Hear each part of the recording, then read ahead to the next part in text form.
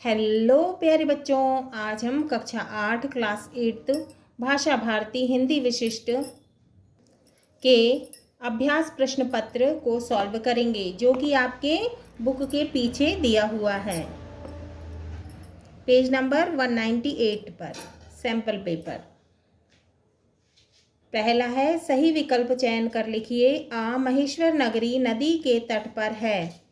का नर्मदा, खा चंबल, गा सोन, घा बेतवा। इसका सही उत्तर है का नर्मदा।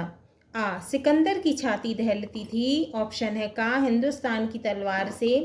खा बिजली के गरजने से। गा अपनी प्रजा से।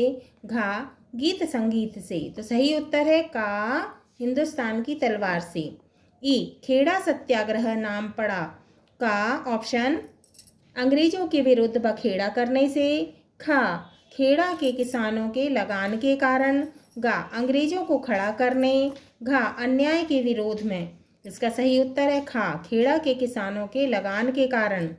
ई मन वचन और काया से इंद्रियों को अपने वश में रखना कहलाता है। ऑप्शन है का अहिंसा, खा अस्तेय, गा ब्रह्मचर्य, छा अपरिग्रह। सही उत्तर है गा ब्रह्मचर्य। उ सत्याग्रह शब्द का संधि विच्छेद है। ऑप्शन का सत्य धन अग्रह, खा सत्य धन आग्रह, गा सत्याधन ग्रह, खा सत्याधन रह। तो सही उत्तर है इसका खा सत्य धन आग्रह। दूसरा है, रिक्त स्थानों की पूर्ति कीजिए। आ अधिक फूल खिलने के कारण पटना का नाम कुसुमपुर भी था।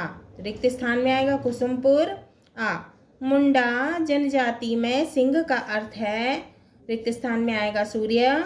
ई एक समय में 100 प्रकार की बातें सुनकर दोहराने वाले व्यक्ति, रिक्त स्थान में आएगा शतावधानी कहलाते हैं। ई शांति निकेतन की स्थापना रविंद्रनाथ टैगोर, रिक्त स्थान में आएगा रविंद्रनाथ टैगोर ने की थी।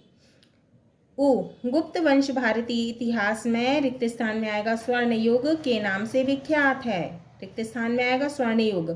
उ धनुरासन में शरीर की आकृति, रिक्त स्थान में आएगा धनुष के समान हो जाती है। री ईश्वर में विश्वास करने वाला, रिक्त स्थान में आएगा आस्तिक कहलाता है। तीसरा है, निम्नलिखित प्रश्नों के उत्तर दीजिए। आ गांव में रहने वाले व्यक्ति के लिए एक शब्द लिखिए। उत्तर है ग्रामीण। आ विचार और हस्तक्षेप शब्दों के लिए आगत विदेशी शब्द लिखिए। उत्तर विचार का विदेशी शब्द ख्याल, हस्तक्षेप का दखल। ई नारी तथा पुरुष शब्दों में त्व प्रत्यय जोड़कर नए शब्द बनाइए। उत्तर नारी प्लस त्व नारित्व, पुरुष प्लस त्व पुरुषत्व। ई नारी और जल शब्दों में उचित विशेषण जोड़कर लिखिए। उत्तर नारी सुंदर नारी, इसमें विशेषण क्या है सुंदर। जल स्वच्छ जल, इसमें विशेषण क्या है स्वच्छ। क्योंकि जो संज्ञा और सर्वनाम की विशेषता बताते हैं क्या कहलाते हैं, विशेषण कहलाते हैं। तो इसमें नारी की विशेषता क्या है सुंदर, है ना, और जल की विशेषता क्या है स्वच्छ। उ उत्प्रेक्षा अलंकार का उदाहरण लिखिए। उत्तर मानहु सूर काढ़ी डारी रे है, मानहु सूर काढ़ी डारी है, वारी मध्य ते मीन। उ निम्नलिखित शब्दों के लिंग परिवर्तन कर लिखिए। तो लिंग परिवर्तन करके लिखना है।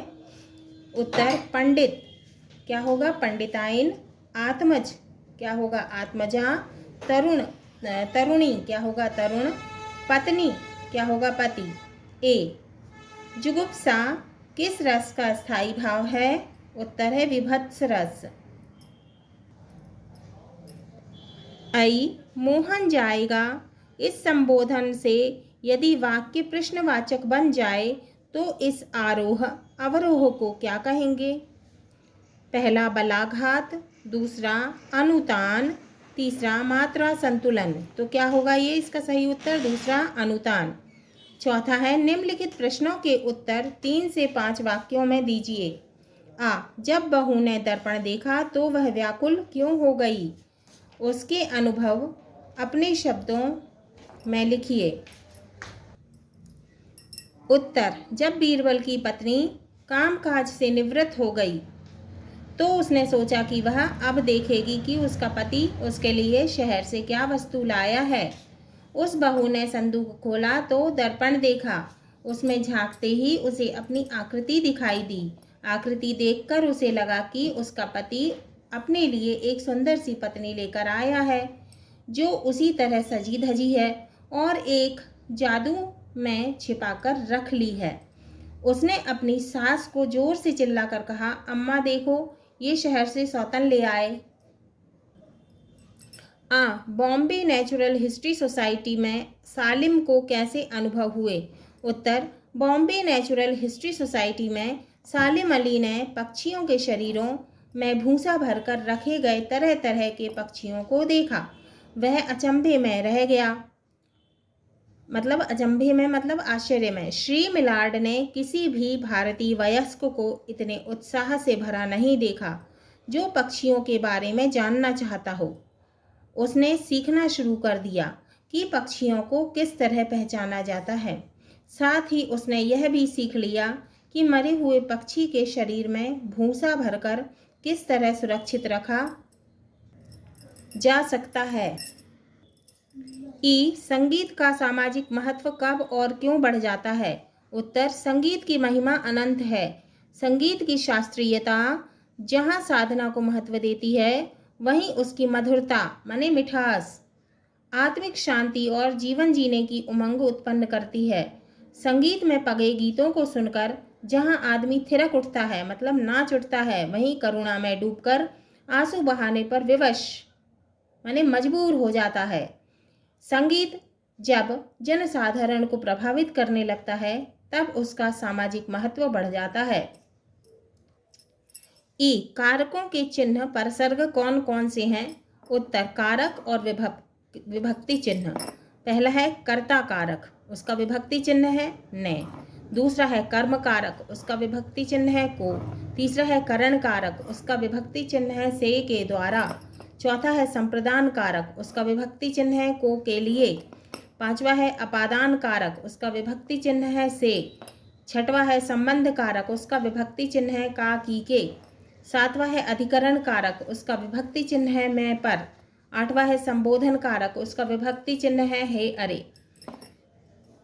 ऐसे याद कर सकते हैं। कर्ता ने कर्म को करण से के द्वारा, संप्रदान को के लिए, अपादान से, संबंध का की के, अधिकरण मैं पर, संबोधन हे अरे। मोहन पढ़ने में चतुर है और मोहन गाना गाता है। इन वाक्यों को जोड़कर संयुक्त वाक्य बनाइए। उत्तर, मोहन गाना गाता है लेकिन वह पढ़ने में भी चतुर है।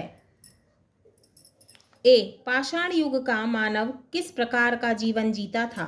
उत्तर, पाषाण युग का मानव जंगलों, पर्वतों, नदी घाटियों में विचरण करता था। कंदमूल, फल और पशुओं का शिकार कर अपना पेट भरता था तथा पहाड़ों एवं गुफाओं में रहता था। वसीयतनामे का रहस्य अथवा याचक और दाता नामक कहानियों में से किसी एक का सार अपने शब्दों में लिखिए। वसीयतनामे का रहस्य या फिर याचक और दाता, दोनों में से कोई एक लिखना है। हमने क्या लिखा है? वसीयतनामे का रहस्य। वसीयतनामे का रहस्य। इस कहानी में गांव के एक वयोवृद्ध किसान की न्यायप्रियता, दूरदर्शिता, ईमानदारी, निष्पक्षता और बुद्धि चातुर्य माने चतुराई से परिचय कराया गया है। वह गांव के बड़े से बड़े विवादों को माने झगड़े को इस प्रकार सुलझाता था कि दोनों ही पक्ष प्रसन्न होकर जाते थे, खुश होकर जाते थे। उसके 4 पुत्र व 1 पुत्री थी, 4 बेटे और 1 बेटी थी। उसने अपनी वसीयत में लिखा था, मेरी जायदाद मेरे तीनों पुत्रों में बांट दी जाए और विवाद की स्थिति में जो भी निष्पक्ष न्याय करे उससे मेरी पुत्री का विवाह करा दिया जाए। उसके मरने के बाद जायदाद के बंटवारे का विवाद हुआ। गांव में पंचायत हुई, किंतु 3 बेटों को जायदाद का बंटवारे पर कोई निर्णय नहीं दे सका।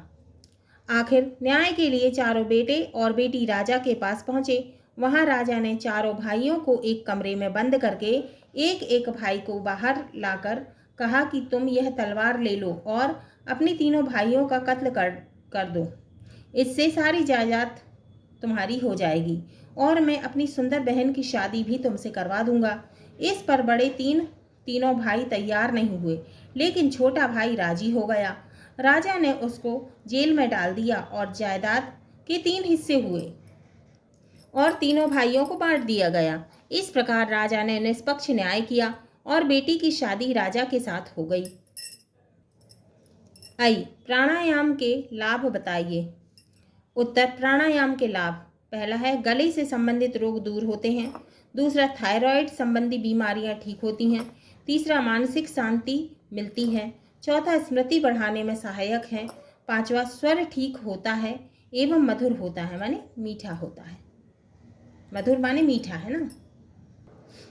ओ, सत्याग्रह आश्रम वासियों को किन नियमों का पालन करना पड़ता है। उत्तर, अहमदाबाद के पास साबरमती नदी बहती है, उसी के किनारे 15 मई 1915 को महात्मा जी ने आश्रम की स्थापना की। उन्होंने उसका नाम सत्याग्रह आश्रम रखा। सत्य, अहिंसा, अस्तेय, ब्रह्मचर्य और अपरिग्रह सहित स्वदेशी व्रत का जीवन आश्रम वासियों को बिताना था। आश्रम वासियों को सादे वस्त्र और सादे भोजन से संतोष करना पड़ता था। भोजन के पदार्थों में मिर्च मसाले नहीं डाले जाते थे। दूध बहुत कम दिया जाता, परंतु फल और मेवे अधिक दिए जाते थे। आश्रम वासियों को छुट्टी नहीं दी जाती थी। उन्हें अपने हाथ से ही सारा काम करना पड़ता था। उसमें किसी प्रकार की आर्थिक सहायता नहीं दी जाती थी। जो अतिथि आते थे उन्हें भी आश्रम के नियमों का पालन करना पड़ता था। अब निम्नलिखित अपठित गद्यांश को पढ़कर नीचे लिखे प्रश्नों के उत्तर दीजिए। मेरे स्वराज्य का ध्येय अपनी सभ्यता की विशेषता को अक्षुण्ण बनाए रखना है। मैं बहुत सी नई बातों को लेना चाहता हूँ, पर उन सबको भारतीयता का जामा पहनाना होगा। भारत ने पूर्ण स्वतंत्रता प्राप्त कर ली है। ऐसा तभी कहा जा सकेगा जब जनता यह अनुभव करने लगेगी कि उसे अपनी उन्नति करने तथा रास्ते पर चलने की आज़ादी है। आओ, गद्यांश का उपर्युक्त शीर्षक लिख दीजिए। उत्तर है पहला, स्वराज्य का ध्येय। क्या है शीर्षक? स्वराज्य का ध्येय। दूसरा है, स्वराज्य का ध्येय क्या है? उत्तर, स्वराज्य का ध्येय अपनी सभ्यता की विशेषता को अक्षुण्ण बनाए रखना है। हम बहुत सी बातें ग्रहण करना चाहते हैं, परंतु भारतीयता में बदलकर। तीसरा है, पूर्ण स्वतंत्रता प्राप्त कर ली है। ऐसा कब कहा जा सकता है? उत्तर, भारत ने पूर्ण स्वतंत्रता प्राप्त कर ली है। ऐसा तब कहा जा सकता है जब जनता यह अनुभव करने लगेगी कि उसे अपनी उन्नति करने तथा रास्ते पर चलने की आज़ादी है। पांचवा, अपने प्रधान अध्यापक को सांची घूमने जाने के लिए 3 दिवस के अवकाश हेतु आवेदन पत्र लिखिए। उत्तर है, सेवा में श्रीमान प्रधान अध्यापक महोदय जी, उच्चतर माध्यमिक विद्यालय, आपका जो कोई भी विद्यालय हो, भोपाल मध्य प्रदेश। विषय, 3 दिन के अवकाश हेतु प्रार्थना पत्र। महोदय जी, सविनय निवेदन हूँ कि मैं आपके विद्यालय की कक्षा 8वीं का छात्र हूँ। मैं कल अपने माता पिता के साथ सांची घूमने जा रहा हूँ, अतः आप मुझे 3 दिन का अवकाश देने की कृपा करें। धन्यवाद। दिनांक, जो भी दिनांक हो, आपका आज्ञाकारी छात्र या शिष्य, आपका जो कुछ भी नाम है, कक्षा 8। निम्नलिखित में से किसी एक विषय पर निबंध लिखिए। पहला है गणतंत्र दिवस, दूसरा तुलसीदास, तीसरा कंप्यूटर, चौथा मेरा प्रिय शिक्षक। हम इसमें से कंप्यूटर वाला निबंध करेंगे। कंप्यूटर रूपरेखा, पहला है प्रस्तावना, दूसरा कंप्यूटर के प्रकार, तीसरा कंप्यूटर के विभिन्न अंग, चौथा कंप्यूटर का इतिहास, पांचवा उपसंहार। पहला है प्रस्तावना। मानव मस्तिष्क ईश्वर की अनुपम देन है। मानव ने अपनी बुद्धि के बल पर कंप्यूटर नामक ऐसी मशीन तैयार की है जो मनुष्य की तरह थकती नहीं है, ना ही गलती करती है। वह स्वयं निर्णय देने की क्षमता भी रखती है। कंप्यूटर का आविष्कार वैज्ञानिक चमत्कारों में एक ऐसा चमत्कार है जिसने मानव जीवन को सरल एवं सुखद बना दिया है। दूसरा है कंप्यूटर के प्रकार। कंप्यूटर प्रमुखतः 3 प्रकार के होते हैं। कंप्यूटर प्रमुखतः निम्न प्रकार के होते हैं। पहला है पॉम टॉप, दूसरा है लैपटॉप, तीसरा है डेस्कटॉप, चौथा है मेन फ्रेम कंप्यूटर, पांचवा है सुपर कंप्यूटर। तीसरा, कंप्यूटर के विभिन्न अंग। कंप्यूटर के अंगों को 3 भागों में बांटा गया है। पहला इनपुट इकाई, दूसरा गणना इकाई, तीसरा आउटपुट इकाई। चौथा है कंप्यूटर का इतिहास और महत्व। कंप्यूटर का आविष्कार ईसा से 10 शताब्दी पूर्व ही हो चुका था, किंतु तब उसका रूप दूसरी तरह का था। वह एक ऐसा यंत्र था जिससे भारतीय सवाल हल किए जाते थे। पहले जापान में इस प्रकार के यंत्र का प्रचलन हुआ था। आधुनिक युग में जिस प्रकार के कंप्यूटर का प्रचलन है, उसका आविष्कार इंग्लैंड के चार्ल्स बेबेज नामक वैज्ञानिक ने किया था। पांचवा उपसंहार, पलक झपकते ही दूर दूर तक की खबर लाने वाला, बड़ी बड़ी समस्याओं का चुटकियों में हल करने वाला होते हुए भी कंप्यूटर को मानव का शत्रु माना जाता है, क्योंकि एक कंप्यूटर 40 सामान्य मनुष्यों के समान कार्य करने में सक्षम है। किंतु फिर भी हम कह सकते हैं कि कंप्यूटर निसंदेह मानवकृत, मतलब मानव के द्वारा बनाया गया अद्भुत अनुपम आविष्कार है। इसकी महिमा का वर्णन करने के लिए शब्द भी कम पड़ते हैं। आज के आधुनिक युग में कंप्यूटर एक अनिवार्य आवश्यकता है।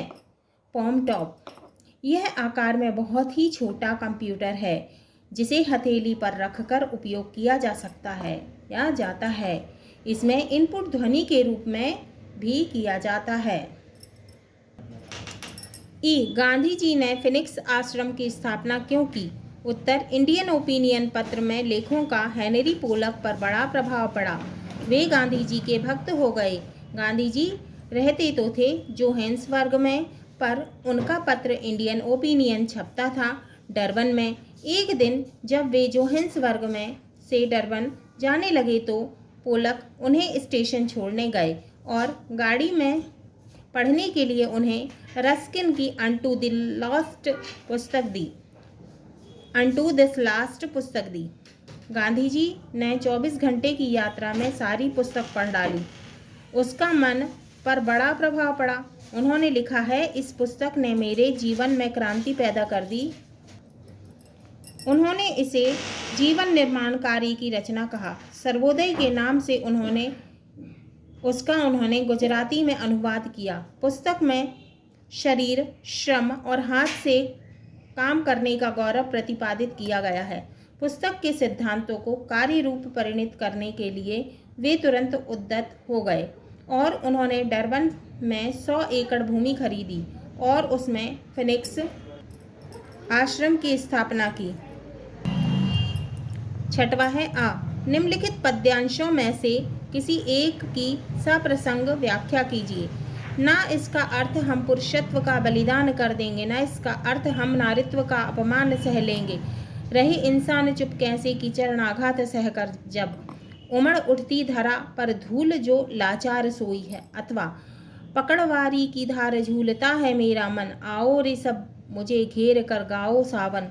इंद्रधनुष के झूले में झूले मिल सब जन, फिर आए जीवन में सावन मन भावन। तो हम पहला वाला करेंगे। ना इसका डैश सोई है। संदर्भ, प्रस्तुत पद्यांश पाठ्य पुस्तक के पाठ 13 ना यह समझो कि हिंदुस्तान की तलवार सोई है नामक शीर्षक से लिया गया है।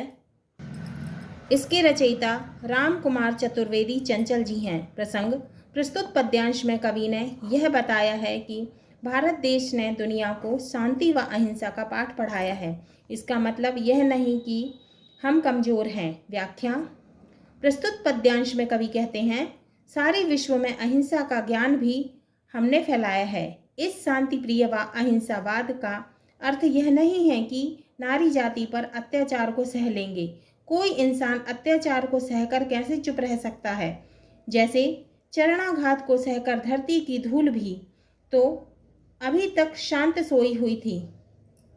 चरणाघात माने पैरों से आघात करना, है ना।